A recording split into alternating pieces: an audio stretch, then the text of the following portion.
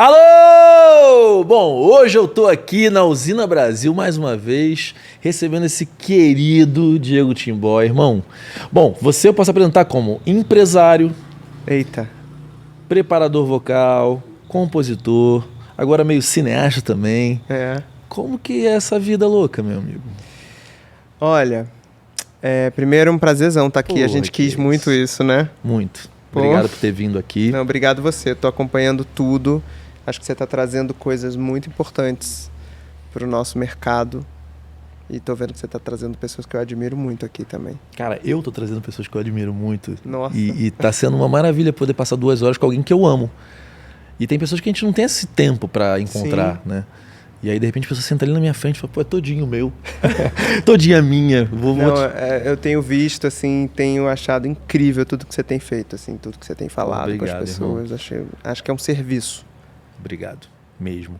Vem cá, eu vou fazer a pergunta que eu faço pra todo mundo. Ah, meu Deus. Porque você tem muita história. Então, Ah. até chegar no empresário bem-sucedido que você é hoje, um cara relevante no mercado, me conta como que começou essa história toda. Como que a música chegou até ti? Eu cantava na igreja e eu tinha uma coisa na minha cabeça: eu nunca vou trabalhar com música. Quando eu era criança, adolescente. Porque na igreja eu era um cara muito afeminado e as pessoas sempre nunca eu podia cantar na frente, eu tinha que cantar sempre na coxia, porque eu podia influenciar outros jovens gays a serem gays. Como se isso fosse... Talvez eu pudesse influenciar jovens gays a se libertarem com o meu jeito afeminado. Então, a minha relação com a música sempre foi muito conturbada. Eu adorava fazer aquilo, mas eu não podia, de fato. E aí, eu achava que eu ia ser ator. Então, eu vim para o Rio de Janeiro, fui para o Rio de Janeiro quando eu tinha 18 anos. Eu morei no Rio de Janeiro durante a minha adolescência, depois eu voltei para o Ceará, porque eu sou de lá, e depois morei um tempo no interior de São Paulo, e do interior de São Paulo eu vim para o Rio. E aí, lá eu assisti um musical chamado A Noviça Rebelde, e eu fiquei muito apaixonado por uma atriz que estava em cena, que eu tinha certeza que era Marília Pêra.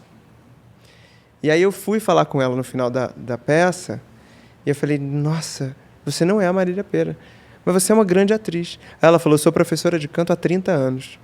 Aí eu falei, tá aí uma coisa que eu queria muito experimentar. E aí eu fui até ela, eu estava tentando fazer faculdade de cinema, e estava estudando no vestibular, e aí ela me disse, esquece faculdade de cinema. Você é uma pessoa da música. E eu, mas eu amo cinema. Ela falou, não, tudo bem, você faz cinema depois. Mas primeiro você precisa da música, você não está entendendo. Eu falei, não, tudo bem. Se ela está falando, eu vou parar e vou seguir isso. Vera do Canto e Melo.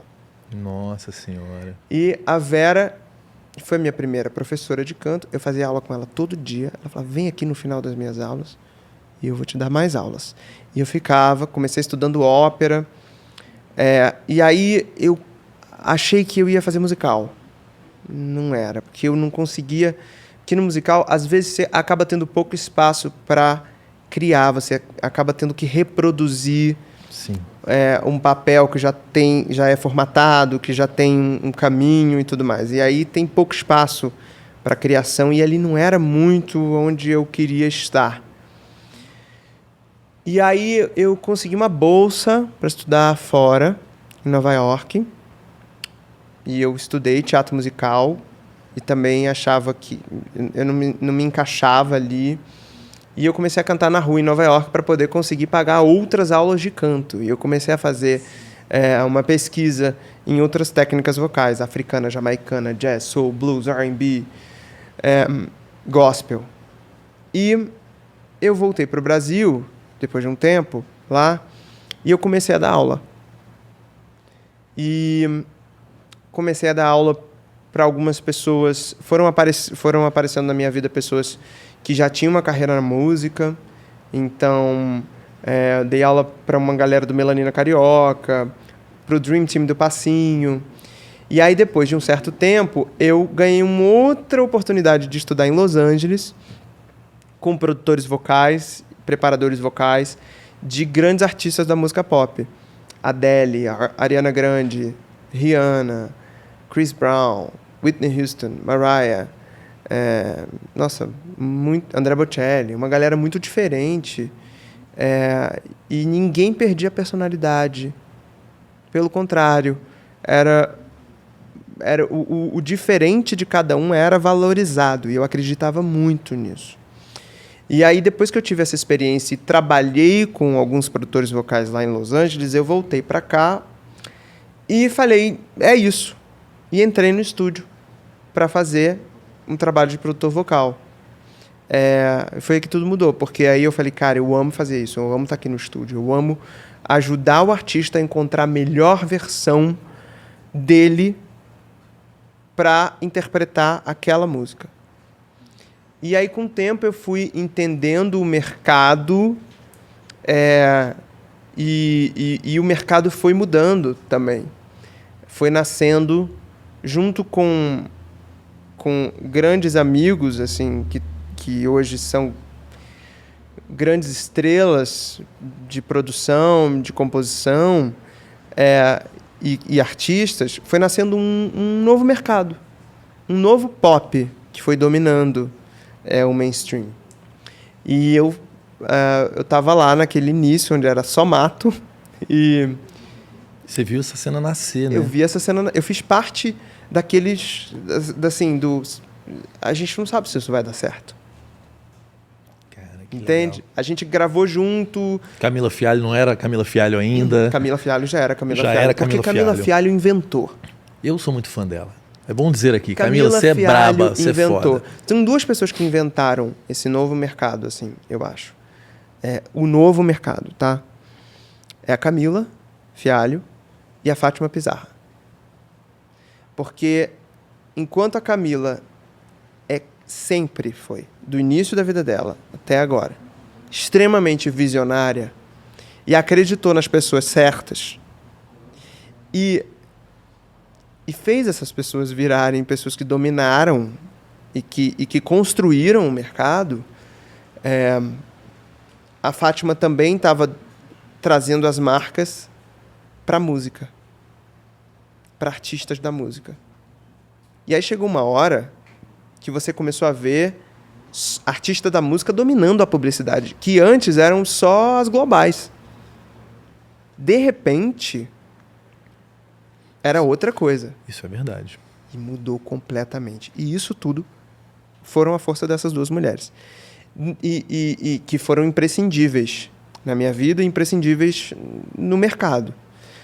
Então, aí eu comecei como produtor vocal, trabalhei com a Isa, trabalhei com a Pablo. A Isa era uma artista em potencial que a gente sabia, a gente olhava para ela e falava assim, ela vai mudar tudo. A Pablo já causava aquele frisson, assim, tinha open bar no YouTube e já causava aquele frisson. Então eu tive a oportunidade. E aí a Preta me ligou, a Preta é minha madrinha. O Batutinha falou de mim para a Preta, porque eu tinha trabalhado com Batutinha numa ocasião. E a Preta ia fazer um disco e a Preta falou assim, tá, eu vou dar uma oportunidade para esse garoto. O que você faz? Professor de canto? E eu falava, cara, eu sou professor de canto, mas não é isso. Porque não tinha esse título, produtor vocal. Não tinha mesmo. Isso não era uma coisa que a gente usava no mercado. Lá fora sempre teve. Eu acho que quando você começou, tinha o Felipe Abreu fazendo isso em estúdio muito bem. E o Felipe nem falava que ele era produtor vocal. Não. Ele falava que ele era preparador vocal. E aí, quando eu comecei a trabalhar com... Aí a Preta me chamou, eu já trabalhava com a Isa. A Preta me chamou e falou, eu vou fazer meu disco com você. E aí, a gente teve uma experiência junto, ela odiou. Crente, você ia falar, e aí, deu tudo certo? Não, ela odiou, ela ficou apavorada comigo. Ela falou, meu Deus, esse garoto é doido, não vai dar. E aí o empresário dela, o Marcelo e a Malu, disseram, vamos fazer esse disco, mas mas traz aquele garoto que é doido, que eu acho que vai dar certo. E aí a gente começou a trabalhar junto no disco. Era eu, ela, Batutinha ali, sempre. E foi um disco muito especial para mim. Nesse disco, ela me possibilitou trabalhar com a Pablo, trabalhar com a Gal Costa. Nossa. E ela me deu a mão e falou assim, vamos. A Preta é minha madrinha, assim. Então, a partir daí, no final de julho, eu acho que foi dia 25 de julho, uma coisa assim, a Pablo lançou Sua Cara e mudou a vida de todo mundo que estava perto dela. E, em setembro, a Isa lançou Pesadão, que também mudou a vida de todo mundo que estava perto dela. Então, eu trabalhava com as duas, e aí a minha vida foi mudando cada vez mais, assim. Eu fui tendo a oportunidade de trabalhar de lá até aqui com grandes artistas. Depois veio a Luísa Sonza, que eu me envolvi por completo. E é uma artista que me inspira muito também e que eu tenho muito orgulho de ter feito, assim, parte de um pedaço dessa história que ela está construindo, linda. E a partir daí eu trabalhei com grandes artistas que são grandes referências para mim e que eu nem acredito, assim, meu Deus, que eu trabalhei com essas pessoas e eu pude trocar com elas e olhar no olho e construir coisas juntos, assim.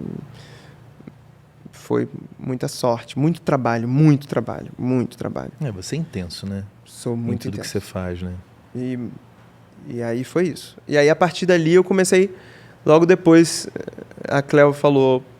Eu conheci a Cléo como produtor vocal e a Cléo me chamou para ser empresário dela, junto com a Fátima, assim. E aí eu falei, meu Deus, mas eu até tenho muita vontade, mas não estava preparado para ser por agora.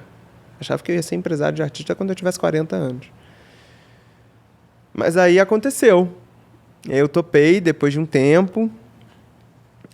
E foi dando certo, assim. E aí hoje eu trabalho com outros artistas também, né? E sou muito apaixonado pelo que eu faço. De domingo a domingo. Isso eu tenho certeza, porque sempre que a gente está junto, você tá assim... Igual um doido. Quase igual um louco mesmo. Eu acho que... Mas é porque a gente faz o que a gente ama, irmão. Eu não penso em me aposentar. Eu acho que eu vou fazer... Não, eu acho que eu vou fazer o que eu tô fazendo. É engraçado, porque eu comecei como músico, aí acabou que eu fui trabalhar com produção musical. Mas, cara, o que eu tô fazendo, o que eu mais amo é o que eu tô fazendo agora. Assim, porque tem uma função, cara, que ela é diferente de todas as outras que eu tive até aqui, que é você democratizar a informação. Para mim, isso é um negócio que leva um papo como esse para lugares que esse papo não chegaria. E aí, tipo, experiências como a sua, imagina, a gente estava falando aqui de um menino que tinha que cantar na coxia. E aí você chega aqui, olha a unha do menino, cara. Eu acho foda, porque são pessoas como você que estão chegando no topo da cadeia desse mercado. E isso inspira um monte de gente. Eu tô falando de você, mas quando veio o Frank Aguiar aqui, você fala, pô, esse cara, olha quanto de gente que olhou para ele e falou, eu posso também, né? Fora a quantidade de troca que eu tenho e que eu falo, porra, cara, eu não tô vendendo isso. Óbvio que eu vou vender alguma coisa, já vendo meu curso ali, tem outras coisas que vão vir, mas, cara, o bruto do que eu tô fazendo, ele é gratuito, sacou? Ele vai para muita gente. E aí quando você recebe as mensagens, você fala, pô, cara, eu tava pensando em largar, aí o papo com Simas mostrou que existe outra possibilidade. E o legal é assim, trazer desde a Camila Fialho, que fala que se precisa de 5 milhões para fazer um artista, e que é verdade, no segmento dela, sem esse dinheiro você não acontece, e vem o Simas e fala, pô, peguei o Thiago na mão e fui fazendo teatrinho por teatrinho. Então, existem várias possibilidades e tem vários pontos de vista. Então, quando você leva essa possibilidade de escolha, o cara olha lá, o cara que está lá não sabe se lá onde, fala, pô, olha só, tem um empresário que pegou o Thiago na mão e foi junto. Ele não é mais esse empresário, talvez ele não vá pegar a mão de mais ninguém. Mas alguém vai pegar, pode pegar a sua mão e levar, entendeu? Então, isso assim, eu nasci numa família muito boa, então eu poder devolver isso de alguma forma, saca? Eu tenho uma grande amiga que morreu esse ano, que foi uma grande atriz, uma grande diretora de teatro, que é a Camila Amado. Nossa, essa daí era gênia, né? Ela era uma grande amiga minha. Ela acreditou em mim, deu a mão para mim em muitos momentos da minha vida. E a Camila, quando ela morreu, eu fiquei sem chão. Fiquei completamente sem chão. Falei, como é que... A Camila era minha referência artística. Falei, e agora? Se der uma merda, para onde eu vou correr? E aí eu percebi que a Camila tava... E alguém sempre vinha me contar uma história da Camila, depois da morte dela. Não, porque uma vez eu tava com ela e ela me disse não sei o que, não sei o que, não sei o que. Não, porque outra vez ela leu um trecho de um negócio para mim. E aí eu comecei a perceber que ela estava dentro das pessoas e que esse movimento que ela fez de passar a informação dela para as outras pessoas ficou para a eternidade. E isso vale muito a pena. Muito, cara. Porque isso salva. Salva vidas mesmo. Salva angústias, salva a gente de momentos difíceis, ajuda a gente a superar, a seguir. Então, é isso é o seu curso. Virou uma coisa pra mim que é assim, eu falo, cara, então tá, não, porque se eu for olhar pra trás, o momento mais sincero da minha vida comigo mesmo e com os outros é agora. Porque a gente a gente tem todo o processo do nosso ego, né, das nossas expectativas, até porque eu acho que ser artista, o propósito de ser artista não é mais o mesmo de quando eu era criança, né? E hoje você vê, outro dia eu estava conversando com uma amiga minha que é trans e ela falou, cara, tudo que eu queria era fazer sucesso para poder dizer o que eu quero dizer. Claro. Para poder dar na cara de quem eu quero dar com a minha arte, entendeu? Então você vê que as pessoas já nascem querendo... ocupar o espaço e virar movimento. Exatamente, cara. E isso não tinha tanto lá atrás. Hoje você vê a pessoa ela quer aquilo porque ela quer ter potência, ela quer ter alcance, porque ela quer transformar o outro, né? Então, eu estou construindo a minha audiência para ter esse alcance, para poder fazer o que eu quero fazer dessa forma. E isso que você está falando tem muito a ver com a minha história dentro da música, por exemplo. Porque a música pop, no mundo, no fim das contas, é sobre isso. É sobre isso. Sempre foi, né? Sempre foi. Porque você tem artistas que são diferentes, que trazem... conceitos que estão ali disfarçados de cores, de looks incríveis, de, enfim, estéticas, né? Inovadoras ou ousadas, mas que por trás disso existe algo profundo. Muito. E que influencia o funcionamento de uma sociedade. Cara, pega a Madonna, né? Você pega a Madonna. Madonna é uma trajetória de olha o quanto de preconceitos que ela bateu. A Madonna, né? Hoje eu olho isso e eu falo, cara, como a Madonna, ela me acalma. A história de luta da Madonna, como ela me acalma. Porque ela enfrentou dogmas morais e religiosos. Cara, numa época que era bem difícil você fazer isso, né? Você vê os Secos e Molhados, o Ney. Inacreditável. É inacreditável. É inacreditável o que esse cara fez lá atrás, né? Cara, Secos e Molhados, você vira hoje o vídeo, é contemporâneo, é mais moderno que qualquer outra coisa que tenha. Você concorda comigo? Zizi Croquettes. Caralho, é verdade. Assim, falando agora, engraçado porque o nosso pop novo aconteceu de fato em 2017 ali, que depois de anos de Anitta batalhando, Ludmilla batalhando, elas se estabeleceram e aí a porteira abriu com grandes outros talentos que trouxeram grandes outros talentos. Foi em 2017. É 2017, é verdade. Essa consolidação... Um ano antes da eleição. Exatamente. Então, assim... É 2017 o ano ali, né? 2017 o ano, Foi um grande boom, assim, eu diria. Que a gente tem o quê? Isa cantando... Isa, Pablo. Os grandes hits de cada uma delas. Os grandes hits, assim. Isa, Pablo, a própria Lud, a própria Anitta deu uma virada. Bang é quando? Foi um pouco antes. Acho que foi 2016. Eu acho que Bang, pra mim, é um marco, assim, pra Anitta, né? Porque ela chamou o Giovanni Bianco, que veio com aquela estética que falou assim, opa, eu quero ocupar outro espaço. Ali a cabeça Abre dela a porta, deve ter feito assim, bum. Não foi isso? Eu sou uma grande artista, meu Deus. Aí. Acho que ela sempre soube, mas assim, ali as possibilidades dela aumentaram. Porque ali ela abriu e falou assim, eu vou ocupar outro espaço. Me desculpem vocês, sejam querendo ou não. Eu vou para outro lugar. Eu vou para outro lugar, eu vou ocupar um espaço muito maior. E quando ela fez isso, foi aí, esse movimento que vem do novo pop é influenciado por isso também. Né? Então, por várias atitudes dela. E aí vem pessoas completamente diferentes, trazendo propostas completamente diferentes e consolidando cada vez mais o Brasil nesse gênero. Que é um gênero que propõe uma desconstrução em massa. Porque Para ver.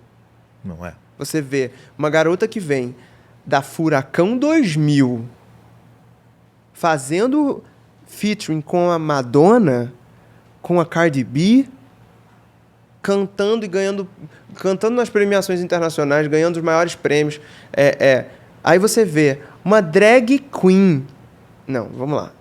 Uma drag Pablo queen. É foda, né? Porque é um negócio assim, impensável há 20 anos atrás. Gente, né? uma drag queen com uma voz completamente diferente de todo mundo, que só lembra a TT Espínola no Brasil que a gente teve. Nossa, TT Você só a gente só pode falar de TT Espínola.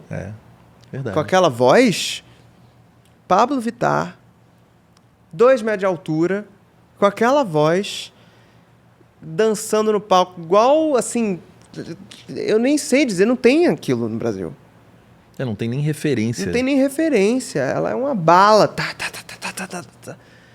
Então, aí você tem a Isa, que traz a história dela e o peso da dor cantado por uma voz ao mesmo tempo doce, mas que entra na nossa alma. Ela é acolhedora, né? Ela é extremamente acolhedora, mas eu também acho que ela é... Sabe? Ela é incisiva. A voz é incisiva. Então você tem uma garota lá de Olaria que está cantando com uma verdade, um poder e uma apropriação da própria história, da ancestralidade dela, de uma maneira tão icônica e deixa todo mundo boquiaberto, assim, em um curto espaço de tempo. Ela parece que nasceu madura, né? Pronta para estar na Globo brilhando, assim. Ela é muito louco. Porque, na verdade, ela trazia uma certeza e uma integridade já na primeira música. E isso é muito especial. Você percebeu isso quando encontrou a primeira vez? Isso sempre foi. Isso sempre esteve lá. Isso é dela. Isso é da vivência dela. Quando você vê os vídeos dela cantando na igreja, para ver. Você vai ver aquilo ali já. Quem viu a Isa pela primeira vez? Porque nasceu na Warner, né? Mas quem foi a pessoa que... Na verdade, Rossato... Olha só. É um cara que também é outro visionário. E Rossato enxergou a Isa. A Isa fazia cover na época. Lindamente, já. Ela era uma grande artista. Aí a Luísa... E a Luísa, já assim... muito... A Luísa já tinha 10 anos de carreira. Quando explodiu. Porque a Luísa, ela cantava em casamento, em enterro, em supermercado.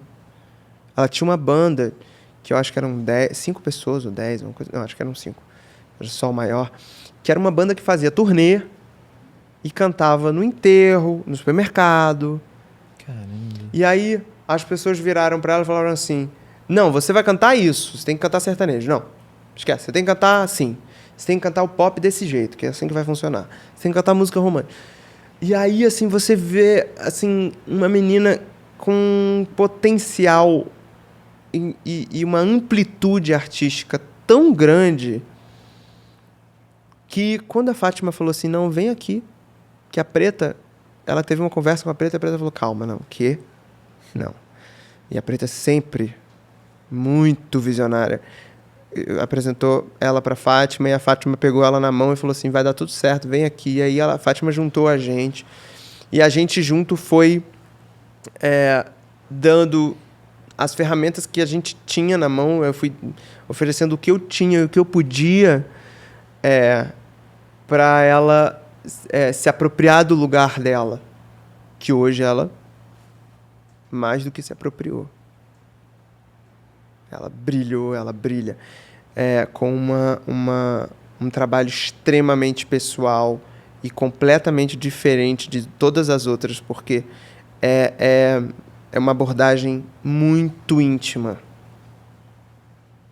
que ela tem nas músicas dela, nas composições e tudo mais. Então, são artistas que mudaram o percurso da música. A Pablo Vittar já está nos livros. Daqui a 50 anos, ela já mudou a minha vida. Eu só consigo colocar isso aqui porque ela, só por ela ser quem ela mudou a minha vida.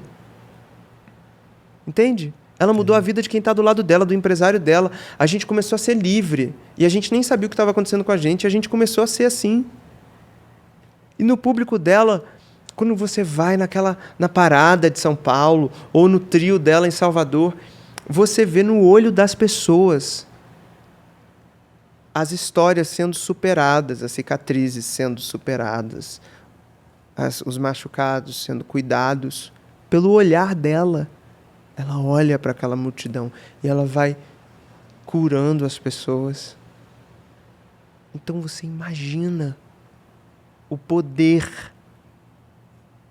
É claro que ela tinha que estar nesse lugar. Porque, volta a Madonna, ela tinha que mudar vidas. A gente precisa de pessoas que vão se apropriar da própria história e transformar suas dores e desafios e medos e vulnerabilidades em arte. E essa arte vira movimento e educa e acalma e acolhe pessoas. Eu acho que é isso. É por isso que eu me encontrei nesse lugar. Porque eu tinha e tenho muitas cicatrizes e muitas dores que eu precisei superar e me senti acolhido por essas pessoas. Essa cena é muito importante, né? E tem que ser falado esse tipo de coisa, que as pessoas não percebem o quão isso é importante. Porque... quanto isso é transformador, né? Porque é uma coisa disfarçada, você entende? Você acha que é só o entretenimento e, na verdade, o entretenimento ele está mudando vidas, possibilitando coisas. Cara, eu tenho que te dar um livro de presente, que é The Little Monster, que é como a Lady Gaga. Você já leu esse livro? Óbvio. Cara, quando te dá, então eu não preciso te dar o livro, graças a Deus você já leu. Mas eu li na internet, então se você quiser me dar. Porque a quantidade de camadas, de simbologias, tudo que tem ali, eu até acho que ainda falta isso chegar no nosso pop, que são as camadas, tipo 5, 6, 7, 8. Eu acho que isso a gente ainda... Aqui é muito intuitivo, elas estão todas ali, né? Exato, elas estão ali, mas é muito difícil, porque é um grupo pequeno de pessoas tendo que se provar o tempo inteiro que elas merecem esse espaço. A gente está no estágio anterior ainda, né? Porque a gente tem um problema de base. Nosso problema está na base. Entendeu? Se você perguntar para sua mulher, ela sente muito medo de entrar num carro, num Uber, por exemplo. Ela sente muito medo de entrar num Uber. Porque ela não sabe o que vai acontecer com ela. É isso. Eu também. Sinto muito medo. Você me falou isso, eu fiquei meio chocado. Eu falei, pega um Uber. Ele falou, não, cara, de noite assim... Eu prefiro não pegar. Eu prefiro não pegar. Porque eu não sei o que pode acontecer comigo. Porque já aconteceram coisas. Porque eu já vi amigos passarem por coisas. Porque eles são quem eles são. Quando eu tô com essas unhas, a minha atenção é redobrada. Porque eu sei que isso aqui fere o patriarcado. E o que o patriarcado espera de mim. Entende? Entendo, claro. Então, por isso que essa cena, que valoriza a figura feminina e valoriza pessoas do nosso movimento LGBTQIA+, incomoda tanto. É exatamente por isso.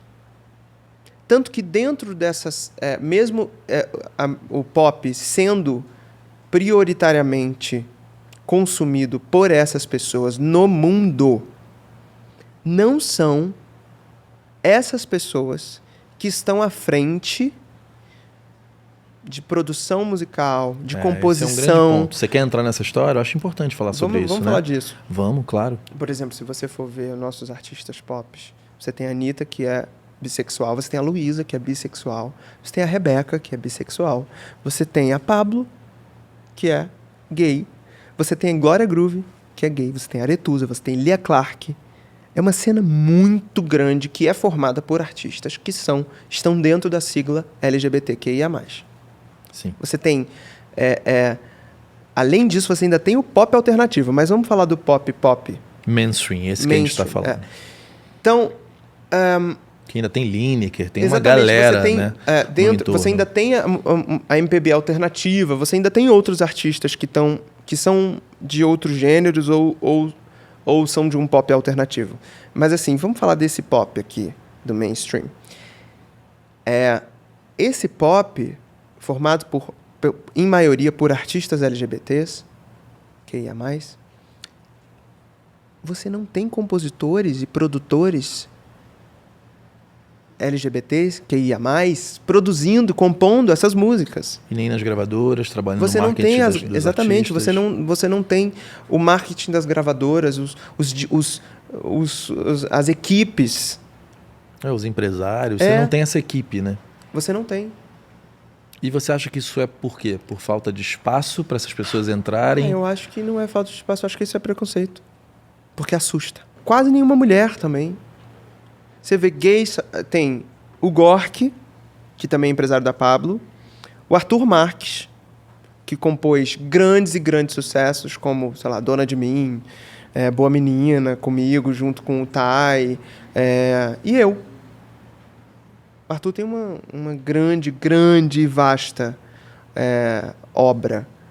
E eu ali, de produtor vocal e compositor de algumas coisas. Na verdade, se você for para pensar, músicos... Não tem. Músico, eu acho que eu nunca conheci um instrumentista gay. Sabe o que você tem? Empresárias, mulheres, e é isso. Você tem a Camila, você tem a Fátima. Não tem mais gente. Você tem lá atrás, tem você tem a geração da Paula Lavigne, né? Você tem uma turma lá atrás muito legal. Mas realmente, ainda assim, se você for comparar, é pouquíssimo. Não, se olhar Brasil, então, pouquíssimo mesmo. Agora, você vê, no mainstream de música pop, onde a maioria dos artistas são LGBTQIA+, 5 deles que eu te falei aqui são pessoas LGBTs. E quem compõe a maioria dessas obras, assim, são pessoas heterossexuais que, sim, estão abertas e são pessoas empáticas e são... pessoas que conversam sobre isso e que tentam ouvir, escutar. Mas a vivência é outra coisa. Completamente. Completamente diferente. E é isso, só são 3, Gork, Arthur e eu. Você já tentou fazer essa busca de procurar essas pessoas, tentar encontrar esses compositores? Olha, tem muitos. Muitos e muitas. Mas é muito difícil entrar. E eu tento puxar essas pessoas assim ao máximo. Ao máximo. Mas é muito difícil. Porque, mesmo comigo, por exemplo, eu vivi uma situação há um tempo atrás, que eu estava com a Luísa compondo, e era uma composição que só tinha homens héteros. Sentados ali no processo. Compondo. E aí, eu estava sentado no sofá e eu tentei dar uma ideia. E na hora, eu me lembro que a pessoa me olhou assim, Fez uma cara feia e continuou. Eu falei, não, tudo bem, não gostou, normal, problema nenhum. Quando eu senti que eu tinha uma outra coisa para falar e sugerir, eu fiz de novo. E foi a mesma coisa. E eu tentei umas 5 vezes. Porque até eu entender o que estava acontecendo... Que não era a ideia, que não era boa, né? Que não era a ideia. É que era sobre não ser escutado. Era sobre não ser credibilizado. Eu, já tendo trabalhado com as pessoas que eu trabalhei, já tendo feito músicas que deram muito certo, que ficaram, sei lá, em número 1, com esses grandes compositores que são parceiros, como o Arthur e o DJ Tai, enfim, como grandes compositores que estavam sempre ali junto comigo, me escutando, me credibilizando e me tornando essencial no processo.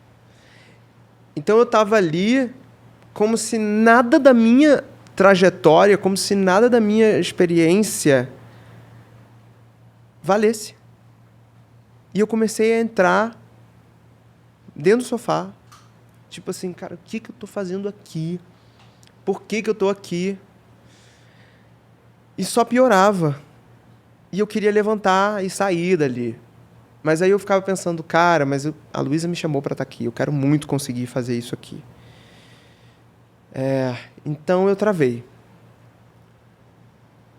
Eu voltei para minha adolescência. Naquele instante você sentiu a mesma coisa que você sentia lá na coxia da igreja, né? A mesma coisa. Que é uma desvalidação. Eu pensei, eu podia desistir. Eu podia pensar em fazer alguma faculdade, de alguma outra coisa. Jura, cara? Pensei muito em desistir. Naquele momento. Aí a Luísa chegou na sala, sentou do meu lado. E aí, eu, com uma tentativa, assim... Eu fui e cantei bem baixinho um negócio. E ela virou pra mim e falou, é isso! Olha só. Tem que começar daí, é isso aqui. E quando ela falou isso, todo mundo olhou pra mim assim, tipo, não, beleza. Então vamos começar daí. Meio incomodado. E aí a Luísa falou pra mim, faz mais aí. E aí eu comecei a dar mais ideia. E aí ali todo mundo foi passando a me escutar. Eu fui pra casa arrasado. Eu dormi umas 16 horas depois desse dia. Parecia que tinha passado um caminhão em cima de mim. E depois eu tive uma conversa com a Luísa e falei, cara, eu não tenho... eu ainda não superei e não é todo dia que eu vou ter força para estar sozinho num ambiente que me desperta inúmeros gatilhos. Então, eu preciso de você. Me proteja, né? Me protegendo, cuidando de mim. E me validando dentro de ambientes que, eu vou te dizer uma coisa, é um ambiente que tem pessoas reproduzindo comportamentos extremamente tóxicos sem nem perceber o que eles estão fazendo. Então, para você ver que o negócio é muito mais embaixo. Porque as pessoas não... Assim, não posso dizer cara, todas, eu vou te falar, estúdio de gravação, eu como produtor musical, assim, eu sempre andei muito no mundo LGBT, assim, quando eu era GLS, né? As siglas foram mudando, assim, sempre tive muitos amigos gays. O cara, sei lá, os 2 caras mais importantes na minha vida, eu posso dizer, assim, artística, eu posso falar sem a menor dúvida que é o Felipe Abreu, que é um cara que eu... Grande professor, grande ser humano, um cara que eu devo muito mesmo. Um grande mestre. Um grande mestre, mesmo não cantando mais, é o cara que às vezes eu ligo, falo, Felipe. E o outro Antônio Amâncio. Que é um grande artista também. Que eu não teria me tornado quem eu sou se eu não tivesse passado pelo Antônio num momento muito importante da minha vida. Eu morava na Barra, minha vida era ali, eu não sabia o que acontecia fora daquele lugar ali. E de repente eu caí numa escola de atores começando. Ele estava começando, cara. E era o cara que olhava e falava assim... Né? E eu fui entendendo um monte de coisa com o Antônio. Assim, o Antônio assim, talvez seja o cara mais importante. Assim, em quem eu sou hoje, sabe? No cara que me tirou de uma bolha e falou assim, ó... Ei, ô. Ele fazia assim mesmo. Acorda e vem cá, me dá um abraço. Aí eu chegava meio durão, ele... Peraí, cara, vem dar mão, olha só, olha pra mim. Sabe? E são comportamentos que a gente... Pô, meu pai, quando eu botei brinco, ele a cura gay, cara. Me chamou o Padre Max pra benzer. Contei isso pro Lucinho. E assim, Agora você imagina, você que é hétero... Não, e meu pai, na verdade, fez isso, mas fez assim, a minha casa só tinha... Todo mundo tava na minha casa, só tinha gente louca, era tudo certo. Mas na cabeça dele, o filho dele, né? Claro. Naquele instante, quando eu botei brinco junto com o Lucinho, com o filho do Ivan. Porque, pô, imagina, o Claudinho Lins botou um brinco, o Joãozinho Lins botou um brinco. Pô, aí nessa hora a Lucinha era casada com Cláudio Tovar. Com Tovar. Então, casas muito progressistas. A minha era, pô, botou brinco, enquanto você não tirar o brinco, você não fala comigo.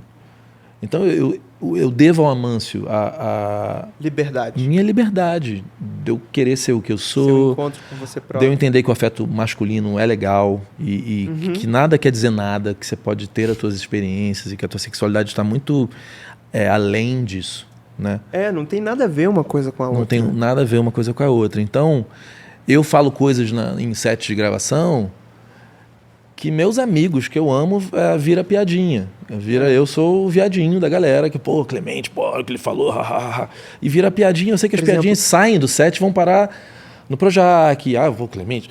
Porque eu falo o que eu sinto, e assim, se eu sinto isso, imagina, e eu também falo e foda-se também, né? Quer me chamar de gay? Chama, foda-se, entendeu? Mas eu não me importo com isso. Mas olha só, você imagina assim... Eu imagino você num set arisco desse, né? Só de você me falar isso, já me leva para um lugar assim de impaciência, irritação. E você sabe que eu tô falando a verdade, né? Não, eu sei exatamente do que você tá falando. As piadinhas e... Eu sei exatamente do que você tá falando. Exatamente. Amanhã eu vou para um lugar, uma reunião, que eu só vou encontrar homens héteros. Eu vou tirar a unha.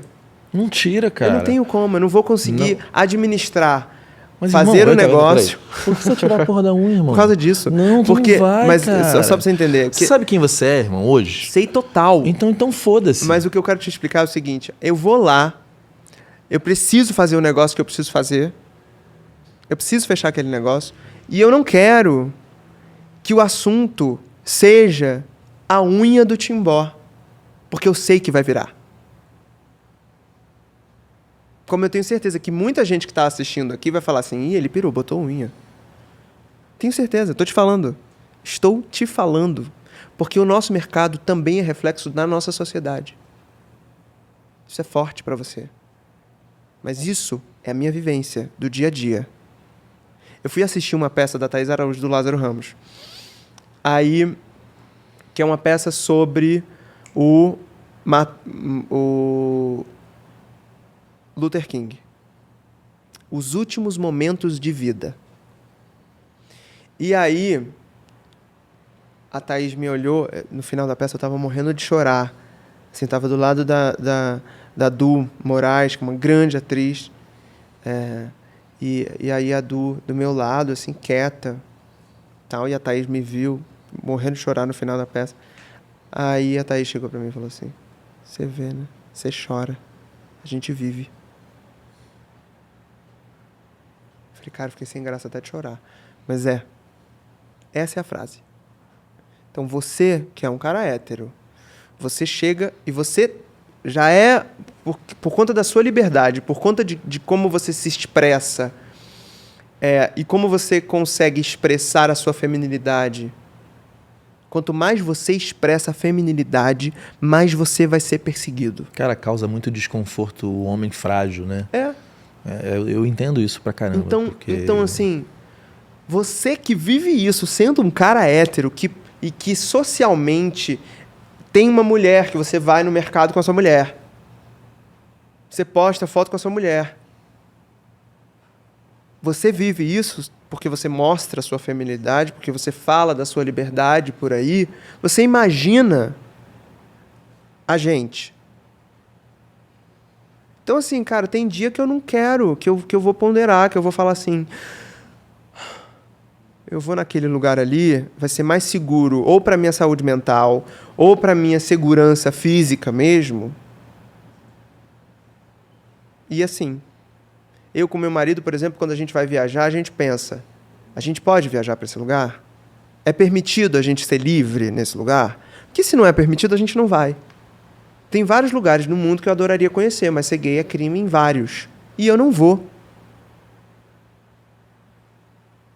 Entendeu? Claro.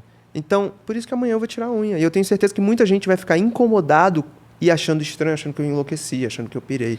Cara, mas a tua maneira só de se autoafirmar de me expressar. E de se expressar que artisticamente, bonito, né? Sempre você chegou lindo, bonito. Eu olhei e falei, cara, você tá lindo, veio lindão pra me sentir prestigiado. Claro, mas é. Você veio aqui arrumadaço. Não, mas é verdade, cara. Não deveria ser nada demais, né? Porque eu acho que, pra mim, pro meu processo, estar assim é reconstruir a imagem que me foi tirada por conta dos dogmas morais, religiosos. Porque você imagina, eu cantava na coxia. Eu não podia ter imagem. Porque se eu tivesse imagem, eu estava incomodando, ferindo alguém. Então, é isso. É muito difícil. E eu diria que essa situação que aconteceu com a Luísa, por exemplo, que a Luísa me acolheu, como sempre, essa relação que eu tenho com a Luísa é a relação que eu tenho com todos os artistas que eu trabalho. Com a Cleo, por exemplo. A Cleo é uma das pessoas que mais é por mim, que mais me protege, que mais me encoraja para eu ser quem eu sou.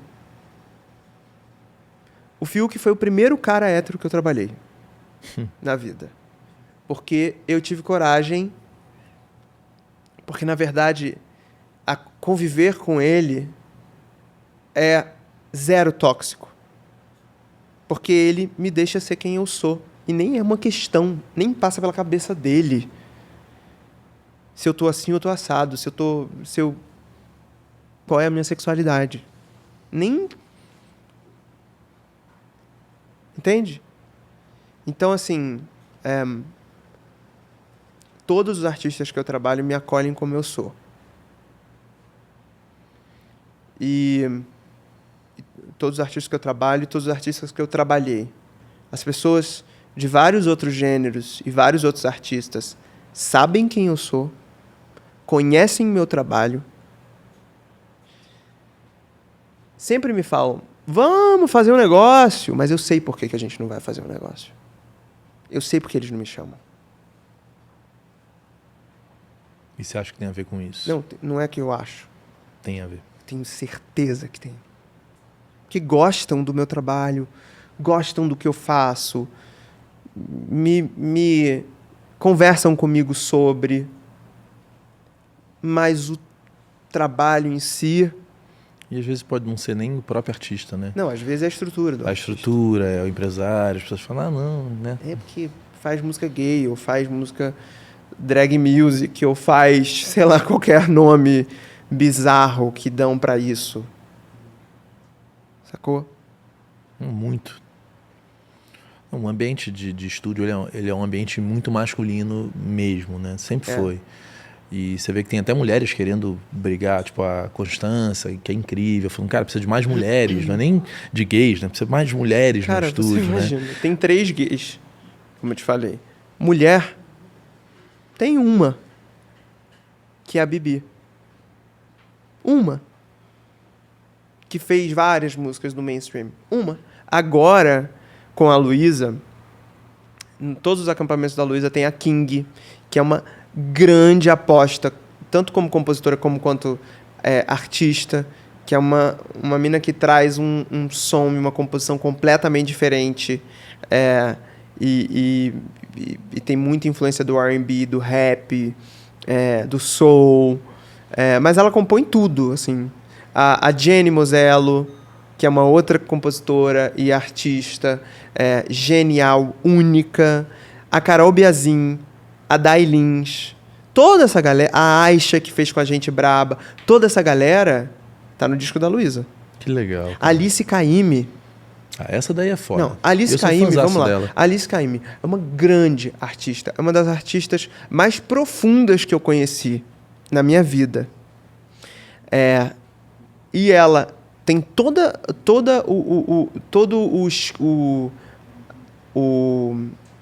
como fala? A bagagem? A bagagem, toda a bagagem da MPB, toda a bagagem da MPB atual, tá compondo para Pablo, tá compondo para vários novos artistas. Mas eu acho que ela foi muito aceita nessa galera, né? Sim, porque ela faz parte disso. Ela foi muito bem compreendida fora dali. Porque ela faz parte da gente também. Então, a Alice também é uma outra compositora que está fazendo muitas coisas com a Pablo e com outros artistas. Enfim, então, agora você tem outras pessoas, mas olha, é a troco de muito sangue. Até mesmo as mulheres, você acha que quando elas chegavam, tinha a mesma abordagem que você sentiu sentado no sofá aquele dia? Tenho certeza que se você sentar com elas aqui e perguntar, vocês sentem uma desvalorização, uma descredibilidade? Eu tenho certeza que todas vão responder muito pior do que eu te respondo, porque elas devem conviver com isso muito mais do que eu. Porque eu, se tiro a unha, se coloco uma roupa comum, eu sou um homem cisgênero, então eu não vou incomodar calado. Agora, elas são mulheres. Porque o que as pessoas estão lutando contra quanto mais feminilidade você expressa, mais incômodo você traz à sociedade patriarcal. Então, eu sou um homem cisgênero.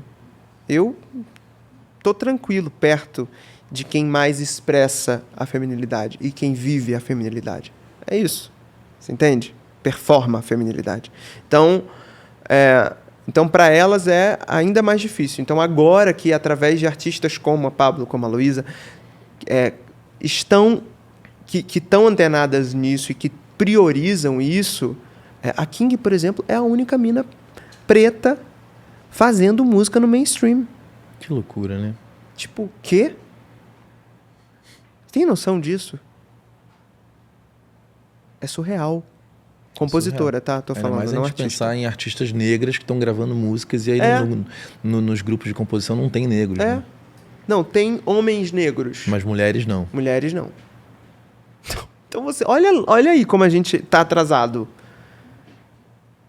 E o sentido não existe. Quer dizer, o sentido é, sim, o racismo. O sentido é, sim, uma homofobia. O cara me descredibilizou e isso foi uma atitude homofóbica. Se eu perguntar para ele, você foi homofóbico, se eu conversar com ele, ele vai dizer, eu jamais. Eu te aceito, você tá ótimo, cara. Mas não. Porque nós somos racistas, porque fomos criados dentro de uma sociedade racista. E estamos reproduzindo isso. E a gente precisa assumir isso para conseguir mudar isso. Para conseguir estar atento 24 horas por dia até a nossa morte, para que a gente não reproduza atitudes, comportamentos preconceituosos. Você é homofóbico, racista.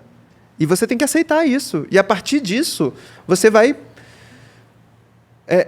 se observar, ampliar o seu olhar de observação e, a partir daí, trabalhar para que você não cometa atitudes e tenha comportamentos preconceituosos. Isso é um trabalho diário, de hora em hora, de minuto em minuto. É de todos nós, de alguma forma. Né?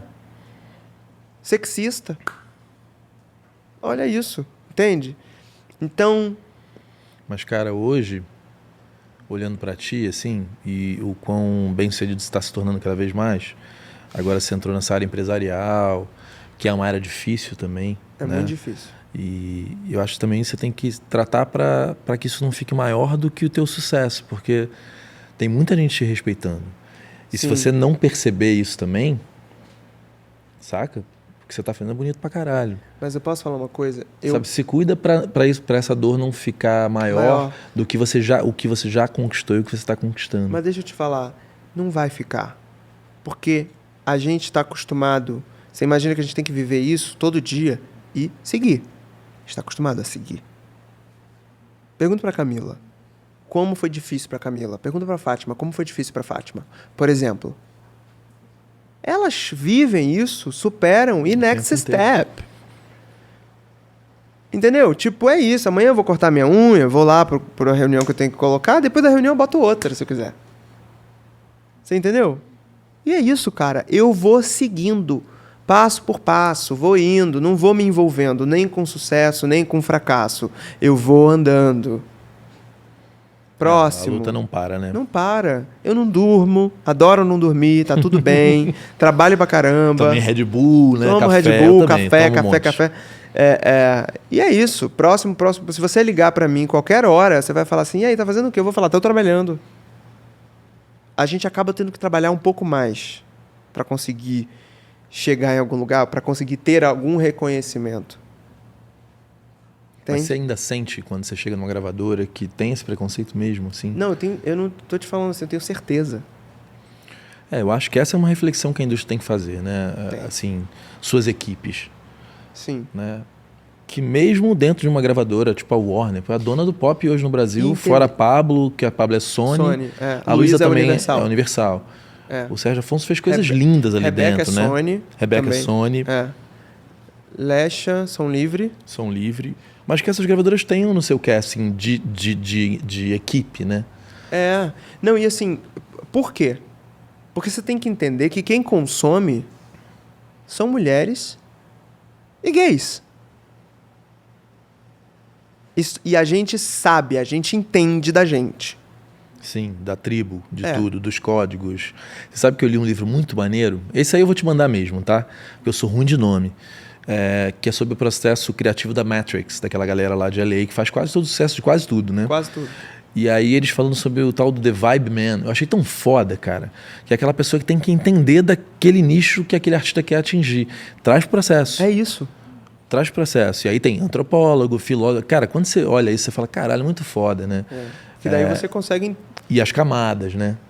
Porque aí você consegue, de fato, chegar onde você quer chegar.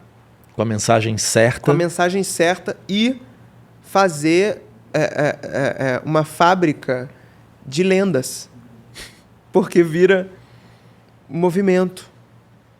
Cada camada atinge... Tem gente que chega até a camada 2, tem gente que vai até a 3, a 4, a 7, a última. Então você só gera envolvimento, engajamento das pessoas, do público.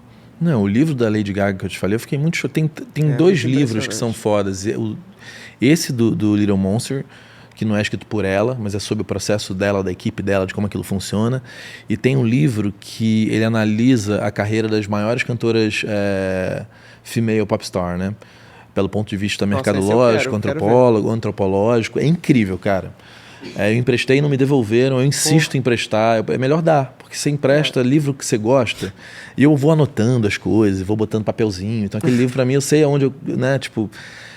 E eu fiquei muito impressionado porque eu não sabia disso, a quantidade de simbologia que esses produtos carregam, né? Porque é aquilo que você falou, para quem não entende nada, passa batido a música pop. Mas ele vai entrando, assim, para quem entende daquilo. E aí a simbologia serve, inclusive, para trazer quem não está entendendo nada para dentro, né? Até você ter uma mulher falando sobre liberdade sexual, quer dizer, cantando uma letra que, na verdade, para você é só uma diversão de sobe, desce, que você está ali fazendo aquela coreografia. Mas aquilo também está libertando um monte de gente. Tem. Eu me lembro como a Valesca, quando no intervalo da escola... Me lembro como a Valesca me libertou internamente. Porque ela estava falando as coisas que ela estava falando. Do jeito que ela estava falando. Com a história que ela tinha. Entendeu? E aquilo estava acontecendo dentro da minha cabeça. Eu não falava nada para ninguém. Mas estava acontecendo. Dentro de ti. Entendeu? Então, é isso. Eu imagino, assim, quantas vidas essas meninas todas estão mudando por aí. E eu tenho muito orgulho de estar próximo, de estar fazendo parte dessa história. Quando eu comecei realizei o meu sonho, né, que foi produzir cinema também, que foi onde eu achei que eu ia ficar, que eu ia começar, e na verdade eu acho que as coisas elas vão voltando, né? Elas voltam e assim, o cinema é um lugar que eu não saio nunca mais, porque é um lugar para mim de grande importância na hora de expressar as coisas que eu acredito e de deixar os signos que eu acredito. Ali, né? Para a eternidade, porque o cinema é eterno. Então, o cinema, por exemplo, também tem esse movimento e esse cuidado. Por exemplo, esse filme que a gente foi fazer agora, a maioria dos atores que estão fazendo personagens que performam como heterossexuais são gays. Eu tenho minoria de heterossexual. Tenho pessoas pretas fazendo personagens de grande importância. Então, cara, isso foi uma oportunidade que foi me dada e que, junto com um time foda, a gente conseguiu realizar. E eu quero ter mais oportunidades como essa, tanto no cinema quanto na música, porque isso é usar a arte em prol de uma educação, já que o nosso governo não pensa sobre isso, não prioriza isso. Então está na nossa mão. Cara, a gente conversou, agora eu não sei se eu conversei com você ou com o Vitor, né? Que quando morreu o Paulo Gustavo, eu fui assistir o 2. Porque eu sou amigo do Panda, do Pandolfo, aí tipo, o primeiro eu assisti, o 2 eu não tinha assistido, sei lá, porque estava muito cheio também, os cinemas lotaram, né? E naquele momento que tem aquele casamento, eu vi na Globo, ele tinha morrido naquele dia, então eu já estava impactado pela história toda, né? Quando teve aquele casamento, aí o Panda, ele tá lindo, com os olhos brilhando, assim, aquilo é enigmático pra caramba, porque ele conseguiu com aquilo entrar na casa da maioria dos brasileiros e quase todo mundo foi ao cinema para assistir aquilo. E, tipo, tá tudo certo. É um casamento de 2 homens e, tipo, tudo certo, com humor, com a delicadeza dele. E às vezes você fez a mesma coisa, porque é uma comédia também, né? Claro. E aí você acaba levando esse monte de informação. E você nem sabe, e a pessoa não sabe nem o que tá ela nem percebe o que está acontecendo. Mas isso é o jeito mais bonito, eu acho, de transformação. Pablo Vittar, tocando na rádio. Quem é essa cantora? Aí, Pablo Vittar. A Pablo Vittar. A Pablo Vittar. Porque é uma drag queen. Passa horas se maquiando pra você chegar pra ela e falar assim, ô Pablo Vittar. Não, a Pablo Vittar. Né? E é essa confusão que as pessoas ficam. Tendo que refletir, tendo que pensar sobre. Isso já gera uma baita de uma reflexão, já gera... Ah, Pablo, peraí. Exatamente. Então, você ter pessoas que estão levantando questões, que conseguem furar a bolha e levantam questões que você vai para casa confuso, vai refletir, vai ver como é que você consegue, então, se adequar àquilo. Cara, isso é muito especial. Esse é o papel da arte. Para mim, é isso. E eu acho que é o papel da cultura pop. As pessoas não levam a cultura pop a sério. Mas, cara, você falou da Madonna. Madonna, você pegar a trajetória dela do primeiro até hoje, é inacreditável. Inacreditável. A própria Lady Gaga... Lady Gaga, Beyoncé, ontem uma amiga minha mandou, escuta o último disco da Lady Gaga. Eu não tinha escutado esse último. É inacreditável, cara. Inacreditável. Aquilo existir hoje, né? A importância que ela tem. Tá, e ela remixes. Exatamente. E você sabe que Pablo vai fazer um, né? Ah, é? A gente gravou um remix de uma música do disco. Vem cá. Voltando um pouco ao preparador vocal também, porque você virou icônico nessa cena. Mais produtor, né? Vocal. Você tá chamando de quê? Produtor vocal. Produtor vocal. Dentro do estúdio, assim, como que você consegue... Você falou a questão... uma vez ouvi o Liminha falando isso na varanda, assim, sobre as imperfeições, né? Porque, na verdade, às vezes é na imperfeição que mora onde o artista é mais ingenuíno, é mais genuíno, né? É que, na verdade, assim, o que é perfeição?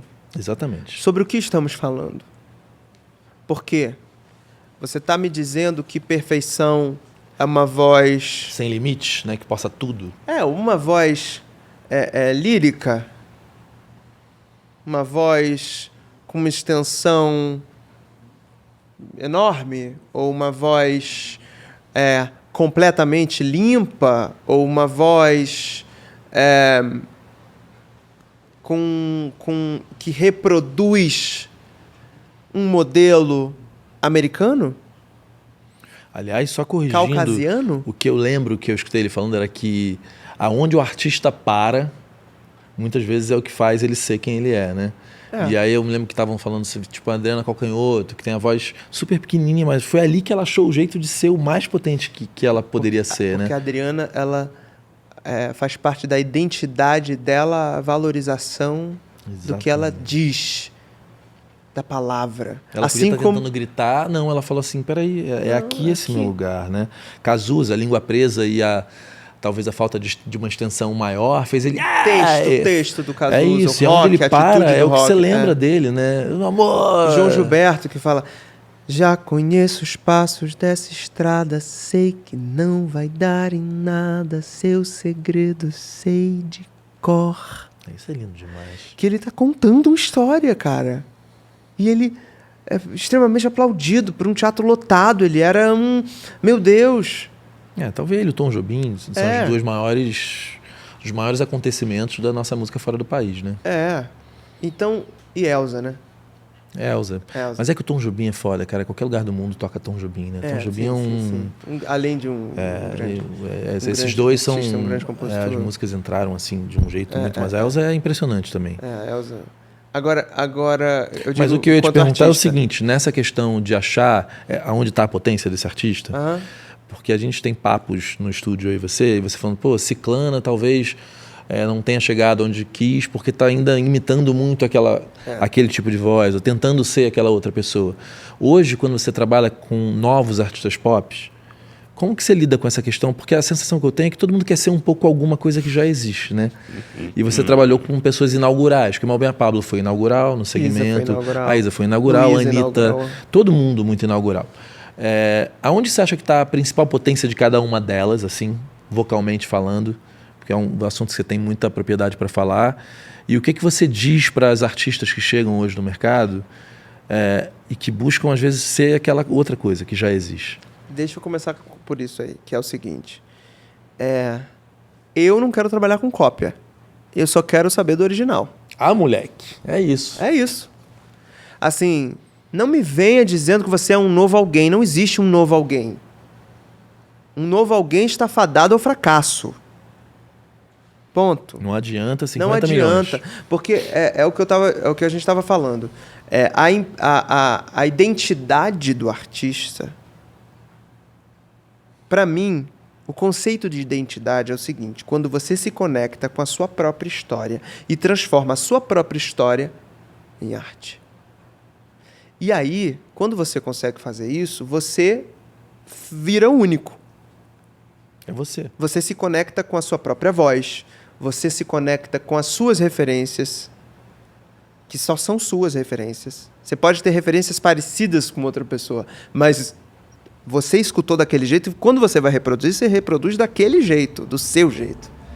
Então, essa identidade vem, para mim, dessa conexão com a própria história. E aí, essa identidade, quando reflete no seu corpo, na sua voz, você chega no ponto. Então, você começa com a sua história. Transforma ela em música, em clipe, em conceito. E aí, em voz. E aí, nasce uma artista honesta e única. Capaz de mudar vidas. E tomara que essa artista encontre dentro do estúdio, na gravadora, pessoas que olham para ela e falam, olha... Muita gente primeiro não encontra, tá? Isso aí infelizmente é assim que funciona. Primeiro gera uma grande estranheza e uma grande dúvida. Isso não vai dar certo. Primeiro isso não vai dar certo. Se você perguntar para todas ouviram a mesma história. Todas. Todas tiveram que gastar muito tempo da vida delas tendo que provar para alguém que aquilo que elas queriam fazer ia funcionar. Todas. É triste, mas é verdade. Então, Mas isso que ele falou, gente, é muito importante, porque se você é artista, está começando, busque alguém que acredita na tua essência, né? Que te enxerga do jeito que você imagina que você é, porque tem muita gente que... Cara, quando você olha, você não sabe mais se a pessoa é cópia de A, B, C, Deus e tudo junto. E aí você vê uma pessoa perdida. Na verdade, o que eu posso dizer é assim, seja você e busque as suas referências, a sua história, transforme isso em arte. Pronto. E acredite nisso. Não interessa o que seja. Não interessa. Se você for honesto com você, a chance de você conseguir tocar pessoas é muito maior. Lógico. Então, por isso que quando o cantor compõe, né? Que tá aí uma coisa que eu acho que vai acontecer ainda. A gente tem uma geração pop, são pessoas que não necessariamente são compositoras, né? A maioria agora está sendo, tá? E os anos 80 todo mundo compunha, né? Era uma geração que todo mundo era cantor-autor. A Luísa, por exemplo, compõe. A Luísa não canta mas assim, não é uma frase que ela não tenha o dedo, que ela não esteja se sentindo muito confortável. Isso faz uma diferença absurda. Nossa, né? Absurda. A Pablo é uma grande compositora. E você sente que estão todas nessa busca, de entender todas que se elas, se elas estiverem compondo, elas vão ter mais ainda... A Rebeca escreve pra caramba também. Todas estão escrevendo. A Isa... Porque pra mim isso é o que faltava um pouco nessa cena. A Anitta escreve muito. A Anitta é uma gênia escrevendo também. Enfim, então todas elas estão se colocando, porque é a melhor maneira delas se fazerem entender. Sim, claro. Porque as pessoas duvidam tanto que às vezes elas param de escutar. É isso. Então, enfim, o que eu poderia dizer para uma pessoa que está começando é isso. Busca a sua identidade e o ponto está em ser, assim, o grande diamante está em ser um artista único e não um artista que é uma cópia da outra artista. E a gente se provocando, assim, que é bacana a provocação, porque a Lady Gaga criou um alter ego, né? Uhum. O Ney é um pouco um alter ego no palco Pablo também. A Pablo é um alter ego, né? E aí é uma construção muito diferente, né? Mas todas têm isso. Eu não conheço a Anitta assim, mas eu imagino que sim. Que ela seja diferente da Larissa, né? Sim. Mas é que a Pablo é tipo... Ela é um alter ego mesmo, ela, né? Não, mas ela Pablo Vittar é Pablo Vittar. Ela respeita muito a drag dela. Isso faz parte da performance drag. Você construir uma persona. Cara, na verdade deve ser muito legal, porque na verdade ela sem estar montada, ela pode viver uma vida tranquila, né? Pode, vive. Outro dia eu tava num stories andando de skate por São Paulo. Com óculos e máscara. Ninguém reconhece direito, né? Não, tava lá andando de skate no meio das ruas de São Paulo. Você estava falando sobre pessoas inovadoras, né? O Maurício Branco foi no meu podcast, ele é maravilhoso, né? Grande, né? E ele falando da Rita Lee, da importância do Dentro de Mim, na música das Frenéticas lá atrás. Aquela música era do Nelson Mota. Sim. E quem botou Dentro de Mim... Olha isso! Eu sei que eu sou bonita e gostosa. Nararara. Aí, muito louco, dentro de mim. Então, assim, o Dentro de Mim, naquele momento, ele falou, cara, aquilo mudou tudo. Porque talvez tenha sido a primeira vez que uma música cantada por uma mulher, por meninas, né? Meu Deus! E eu fiquei chocado, falei, caramba, olha que a Rita Lee era... Você imagina o que foi aquilo? O que foi as Frenéticas? Frenéticas é um negócio absurdo, né? O que foi as Frenéticas para aquela época? O que foi Secos e Molhados? O que foi? A gente está colhendo frutos disso até hoje. Isso é que não deixou a gente afundar por completo, porque se não fosse isso, Novos Baianos, eu vou te falar, a gente ia estar muito ferrado. Muito ferrado. Se não fosse o Cazuza, se não fosse a Cássia... A Cássia tendo Chico. E ninguém entendendo nada. O Renato mesmo, né? O Renato. Você está falando de uma coisa importante, porque eu não seria quem eu sou se não fosse o Cazuza. É isso. Porque no Cazuza do rock nacional, daquele pop nacional, o Cazuza era meio único, né? E foi por conta dele que eu fui também experimentar todas as coisas que eu não entendia, que eu queria entender o que estava naquela letra, e as curiosidades vão se aflorando na gente, né? E aí tem o Renato, que mexia nas profundezas da minha alma, que eu não deixava ele entrar quando eu era jovem, assim. Muita questão da existência mesmo, né? Teatro dos Vampiros, quando eu escutei com 30 anos, foi a primeira vez que eu deixei aquilo entrar. E eu tinha amigos que não detestavam o Cazuza, já gostavam do Renato com 12 anos de idade. Mas aquela melancolia, aquela forma de entrar muito profundamente em mim, eu não... Mas o Cazuza, aquilo mexeu com todo mundo, cara. Todo mundo. Eu me lembro uma vez que uma jornalista perguntou para ele se ele era gay. Eu não me lembro que revista, mas isso faz muito tempo. Ele falou assim, cara, eu sou tipo um cachorro. Se o rabo balançar, eu vou. Normalmente eu vou pro lado de lá, mas se vier pro lado de cá, eu tô também.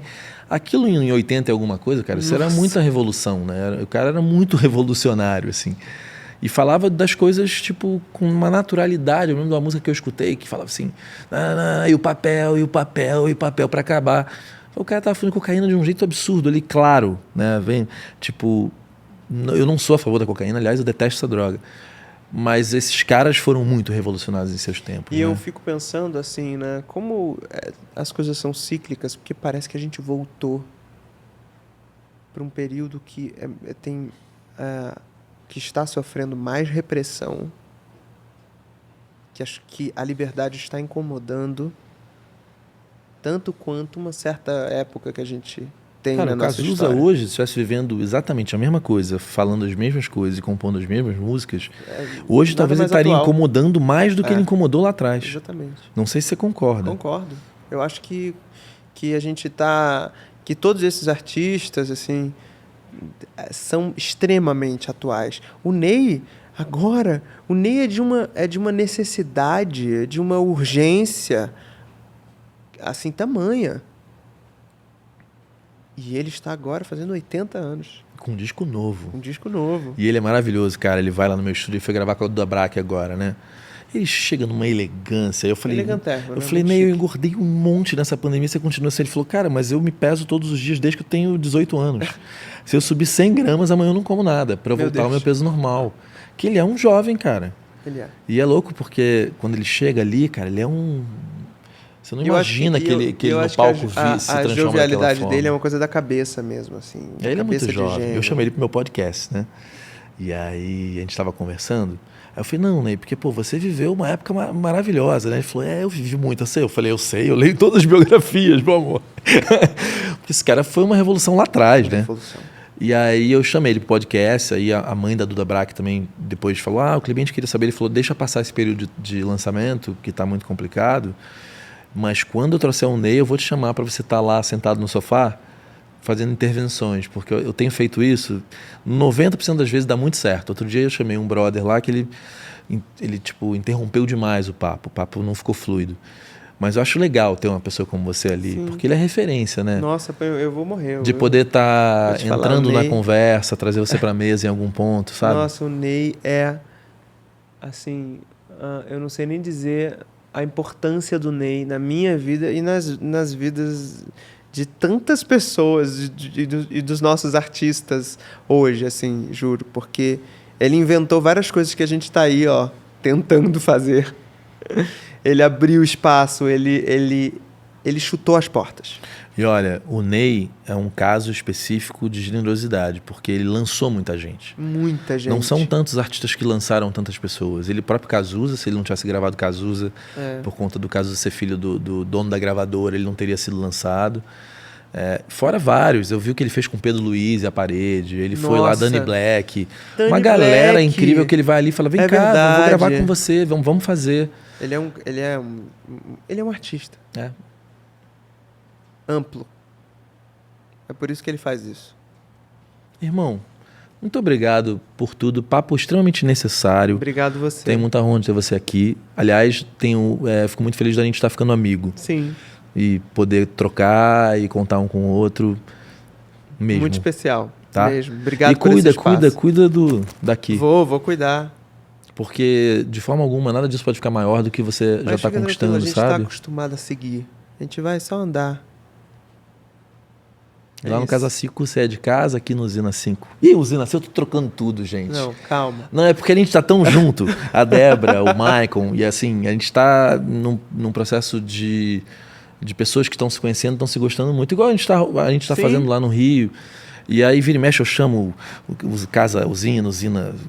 Mas assim... É família, né? Porque Usina assim. Brasil, olha só, já ia falar Usina 5. Usina Brasil, Casa 5. Usina Brasil, Casa 5. Mas são pessoas, cara, que de alguma forma pensam parecido. Cada um do seu jeito, sabe? Você vê aqui, tá todo mundo feliz trabalhando, todo mundo em paz. Ninguém desrespeita ninguém. E a gente fala muito sobre o nosso ambiente não ser tóxico. A gente tem que se cuidar, porque quando a gente está no comando, a gente acaba, às vezes, falando num tom mais diferente. E a gente tem que cuidar pra gente não ser... Sim, claro. É aquele trabalho diário, né? Da gente não ficar verticalizado e apontar o dedo para baixo. Porque, às vezes, sem querer, a gente magoa alguém, né? Sim. E aqui, cara, todo mundo no amor absurdo. Obrigado mais uma vez, Débora, Maicon, toda a equipe aí da Usina Brasil. Irmão, de novo, tá? Beijo. Conte comigo, irmão. Obrigado, você também. Gente, a gente se vê no próximo vídeo.